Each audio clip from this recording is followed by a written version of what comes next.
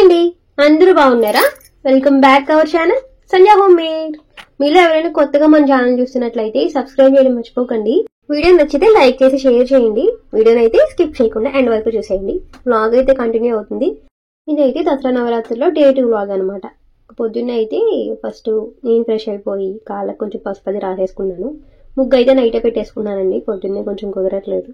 So ముగ్గు దగ్గరే కొంచెం టైం పడుతుందని చెప్పి నేను ప్రసాదం ప్రిపేర్ చేసుకోవాలి కదా, అందుకని మ్యాక్సిమం నైటే వేసేస్తున్నాను ముగ్గు అయితే. ఇంకా ప్రసాదానికి అయితే ఈరోజు పులిహోర చేస్తున్నాను, చింతపండు పులిహోర. అందుకని చింతపండు అయితే నానబెట్టి పెట్టుకున్నాను. ఇంకా బ్రేక్ఫాస్ట్ అయితే నిన్న ఇడ్లీ బ్యాటర్ ఆడామన్నమాట, ఇడ్లీ పెట్టాలి. ఇంక ఈ లోపు అయితే రైస్ని కొంచెం కడిగేసుకొని స్టవ్ మీద పెట్టేశాను. ఒక గ్లాస్ రైస్ అలా పెట్టుకున్నాను అనమాట. ఒక 3 విజిల్స్ అలా వేస్తే సరిపోతుంది. పులిహోరకి మరీ మెత్తగా కాకుండా రైస్ కొంచెం పదును మీద ఉంటేనే బాగుంటుంది. నార్మల్ గిన్నెలో ఉడికించుకుంటే కొంచెం పదునుగా ఉన్నప్పుడే దించేసుకోండి. ఇంకా రైస్ అయితే ఉడికిపోయింది కదండి, ఈ లోపు చల్లారుతుందని చెప్పి ఒక ప్లేట్లో అయితే వేసేసి ఇలా పరిచేసుకుంటే మనకి చల్లారుతూ ఉంటుంది అనమాట. ఈ లోపు మిగిలిన ప్రాసెస్ అయితే చేసుకోవచ్చు.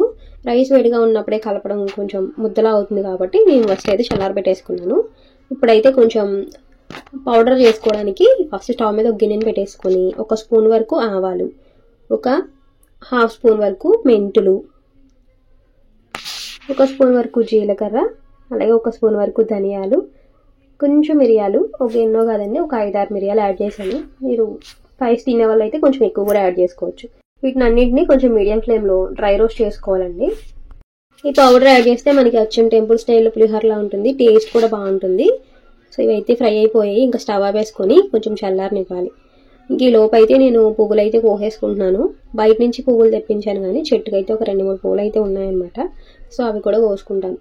సో అమ్మవారికి ఎరుపు రంగుల పువ్వులు అంటే ఇష్టం. సో ఎరుపు రంగు పువ్వులు కూడా పెట్టడానికి ట్రై చేయాలి. చామంతి పువ్వులు అయితే ఉన్నాయండి. సో ఎరుపు రంగు పువ్వులు అంటే మనకి ఇక్కడ పెరట్లో ఉన్నాయి కదా, మందారం పువ్వులు ఎర్రవి ఇంకా గులాబీ రంగువి. ఎరుపు అయితే మొన్నటి వరకు పూసాయండి, ఈ రోజు అయితే ఒకటి కూడా పూయలేదు. ఇంకా గులాబీ రంగు అయితే మొన్నటి వరకు 5-6 పూసినాయి. ఇప్పుడు మనకి అవసరం కాబట్టి అసలు పూయవన్నమాట, 3 పూసాయి. ఇంకా ఎల్లో పువ్వులు కూడా పూసాయి, అవి అయితే అసలు పూయలేదు. సో ఏంటో మరి ఇప్పుడు ఈ సీజన్ కాదో ఏంటో తెలియదు, ఫ్లవర్స్ కొంచెం తక్కువ పూస్తున్నాయి అనమాట. సో దొరికినంత మట్టుకు కోసేసి పక్కన పెట్టుకున్నాను. అవి ఇవి కలిపి పెట్టేస్తాను. ఇంకా ఇందాక చల్లారిపోయినాయి కదండి మనం డ్రై రోస్ట్ చేసుకున్నవి, అవి అయితే పౌడర్లా చేసి పక్కన పెట్టుకున్నాను. మెత్తని పౌడర్లా చేసుకోవాలి. మనకి ఎంత కావాలో అంత యూజ్ చేసుకొని మిగిలింది అయితే ఫ్రిడ్జ్లో స్టోర్ చేసుకోవచ్చు. మళ్ళీ మనం పులిహోర చేసినప్పుడు చక్కగా యూజ్ చేసుకోవచ్చు అనమాట. సో పౌడర్ అయితే పక్కన పెట్టేశాను. ఇప్పుడు పులిహోరలోకి అదే గిన్నెలోని తాలింపు వేసేసుకుంటున్నాను. ఫస్ట్ అయితే వేరుశెనగ గుళ్ళు వేసుకున్నాను, ఆయిల్ వేసుకొని. వేరుశెనగ గుళ్ళు అయితే కొంచెం రంగు వచ్చేంత వరకు ఫ్రై చేసుకున్న తర్వాత మినప్పప్పు, శనగపప్పు, ఆవాలు యాడ్ చేసుకుంటున్నాను. ఇవైతే కొంచెం ఎక్కువ క్వాంటిటీలోనే వేసుకుంటేనే బాగుంటుందండి పులిహోరకి. పప్పులు అవి తగులుతూ ఉంటేనే టేస్ట్ బాగుంటుంది. ఇవన్నీ కూడా కొంచెం క్రిస్పీగా అయిన వరకు ఫ్రై అయ్యాక పచ్చిమిరపకాయలు, ఒక 4 పచ్చిమిరపకాయలు ఇలా కట్ చేసేసుకొని యాడ్ చేసుకుంటున్నాను. 4 యాడ్ చేశానండి. ఈ రైస్కి అయితే సరిపోతుంది నేను తీసుకున్న క్వాంటిటీకి. కొంచెం ఎక్కువ క్వాంటిటీ అయితే ఈ పచ్చిమిరపకాయలు కూడా కొంచెం పెంచుకోవాలి. ఇంకా తర్వాత ఒక 2 ఎండుమిరపకాయలు కూడా యాడ్ చేశాను. పచ్చిమిరపకాయలు కొంచెం బాగా ఫ్రై అయిన తర్వాత అప్పుడు ఎండుమిరపకాయలు యాడ్ చేసుకోండి.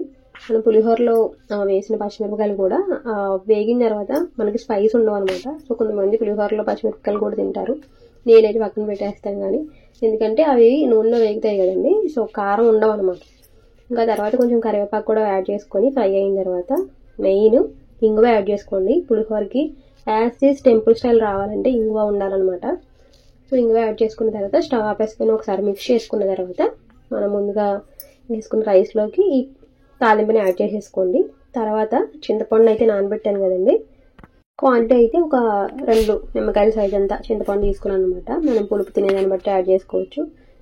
ఈ చింతపండు కొంచెం పుల్లగా ఉంటేనే బాగుంటుంది పులిహోరకి. దాన్ని అయితే నేను కొంచెం చిక్కగా తీసుకున్నాను. రసం అయితే చిక్కగా తీసుకున్నది ఒక గ్లాస్ అయిందనమాట. వేసేసుకొని కొంచెం పసుపు, ఉప్పు, అలాగే ఒక పచ్చిమిరపకాయని ఇలా విరిచేసి వేసుకున్నాను. కొంచెం ఆయిల్ కూడా యాడ్ చేసుకోవాలి. చిన్న బెల్లం ముక్క కూడా వేసుకుంటే బాగుంటుంది టేస్ట్ అయితే. ఇంకా పులుపు అయితే కొంచెం ఉడకాలన్నమాట, పచ్చి స్మెల్ పోయేంత వరకు. ఈ లోపు అయితే నేను ఇందాక మిక్సీ పట్టుకున్నాను కదా పౌడరు, ముందు వేసుకున్న తాలింపు అలాగే ఈ పౌడర్ 2 కలిపేసి ఒకసారి ఈ రైస్లో మిక్స్ చేసుకుంటే కొంచెం కలుస్తుంది అనమాట ఈ లోపు. తర్వాత మనం పులుపు యాడ్ చేసుకోవచ్చు. ఈ చింతపండు పులుపు కూడా ఇలా దగ్గరికి అయిపోయింది కదా. సో ఆయిల్ కూడా కొంచెం వేసానండి, మనకి స్టిక్ అవ్వకుండా ఉంటుంది, అలాగే టేస్ట్ కూడా బాగుంటుందని చెప్పి. మనం స్టోర్ చేసుకోవడానికి కూడా ఉంటుంది అనమాట ఫ్రిడ్జ్లో పెట్టుకొని. ఒకవేళ మనకి పులుపు ఎక్కువైంది అని అనిపిస్తే కొంచెం తీసి పక్కన పెట్టుకొని మనం ఎప్పుడైనా కొంచెం అన్నంలో తాలింపు వేసేసి ఈ పులుపు అయితే కలిపేసుకుంటే మనకి ఈజీగా పులిహోర అయితే రెడీ అయిపోతుందండి.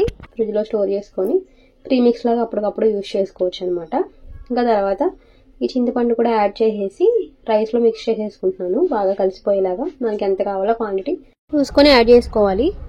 పసుపు ఏమైనా కొంచెం తక్కువ అయింది కలర్ అనిపిస్తే మీరు కావాలంటే తాలింపులో కూడా కొంచెం యాడ్ చేసుకోవచ్చు. ఇంకా దేవుడికి ప్రసాదం పెట్టడానికి అయితే ఒక గిన్నెలోకి అయితే తీసేసుకుంటున్నాను. జస్ట్ తమలపాకు వేసేసుకుని దాంట్లోకి ప్రసాదం వేసేసుకుంటాను అనమాట. రోజు ఇంకా ఏ ప్రసాదం పెట్టినా ఇలా తమలపాకు వేసి పెట్టేస్తున్నాను. ఇంట్లోనే తమలపాకు చెట్టు ఉంది కాబట్టి డైలీ చక్కగా తమలపాకులతో హారతి కూడా ఇస్తున్నాను అమ్మవారికి అయితే. ఇంకా ప్రసాదం పెట్టేసి నేను ఎలా చేసుకున్నానో సేమ్ అదే ప్రాసెస్లో పూజ అయితే చేసేసుకున్నాను అనమాట సింపుల్గా. ఇంకా మా చిట్టి తల్లికి అయితే ఈ సెలవులు అయితే ఇచ్చేసారనమాట. నేను చెప్పాను కదండి సెలవులు ఇవ్వలేదని చెప్పి. మేమైతే ఏ మండే నుంచో ఇస్తారేమో హాలిడేస్ అయితే అనుకున్నాము, కాకపోతే ఈ రోజు నుంచి ఇచ్చేసారనమాట. ఇంకా మా చిట్టి తల్లికి కూడా తలస్నానం చేయించేసి కాళ్ళకైతే పసుపు రాస్తున్నాను. చిన్నపిల్లలు అయితే అమ్మవారితో సమానం కాబట్టి మన ఇంట్లో ఇలాంటి చిన్నపిల్లలు ఎవరైనా ఉంటే చక్కగా పసుపు రాసి తాంబూలం కూడా ఇవ్వచ్చు ఈ 9 days కూడా. లేదంటే కుమారి పూజ చేస్తారు కదా ఆ రోజైనా చక్కగా కాళ్ళకి పసుపు రాసి పారాన్ని పెట్టి తాంబూలం ఇచ్చి వాళ్ళకి నచ్చింది ఏదైనా తినిపించవచ్చు అనమాట. సో బయట వాళ్ళకి చేస్తే ఇంకా మంచిదంట ఇంట్లో వాళ్ళకి చేసే కంటే. కాకపోతే మా ఇంటి దగ్గర మా అదే సైజ్ పిల్లలు అయితే ఎవరూ లేరనమాట. సో మనం యాక్చువల్గా 4 years నుంచి 9 years వరకు ఈ పిల్లలకి చేయొచ్చు అని నాకు తెలుసు. I think before last year అనుకుంటా మీతో షేర్ చేశాను. అదే అప్పుడు కూడా అలాగే మా ఇంటి దగ్గర అయితే ఒక అమ్మవారు నిలబెట్టుకున్నారనమాట. సో డైలీ వెళ్ళి కాళ్ళకి ఇలా పసుపు రాయించుకొని తాంబూలం తీసుకొని ప్రసాదం తీసుకొని వస్తుంది అనమాట. సో ఇప్పుడు కూడా అలాగే చేస్తుంది. సో నిన్న వెళ్ళిందంట, అమ్మ నాకు పసుపు రాయి నువ్వు కూడా అని అడుగుతుంది అనమాట పొద్దున్నే. సరే రాస్తానమ్మా అని చెప్పాను. ఇంకా నిన్నైతే స్కూల్ హడావిడి కదా, ఇంకా స్కూల్కి రెడీ చేయడమే సరిపోయింది. ఇంకా ఈ రోజు అయితే తలస్నానం చేయించి పసుపు అది రాశాను అనమాట అడిగిందని. ఇంకా పూజ అయిపోయిన తర్వాత నేను ఆద్య బ్రేక్ఫాస్ట్ అయితే పెట్టేసుకున్నాము. ఇంక వీడియో అయితే ఇక్కడ వరకే షూట్ చేశానండి. షాప్కి కొంచెం ఎర్లీగా వెళ్ళాల్సి ఉంది, అందుకని చెప్పి 4 days నాకు వీడియో ఎక్కువ లెంగ్త్ షూట్ చేయడం కుదరలేదనమాట. సో అందుకని చిన్న బ్లాగ్ అయినా షేర్ చేయాలని చెప్పి డైలీ షేర్ చేస్తున్నాను. మీరైతే అర్థం చేసుకుంటారని అనుకుంటున్నాను. నెక్స్ట్ వీడియోతో మళ్ళీ ముందుకు వచ్చేస్తాను. అందువరకు keep watching Sandhya home made. Thank you so much for watching.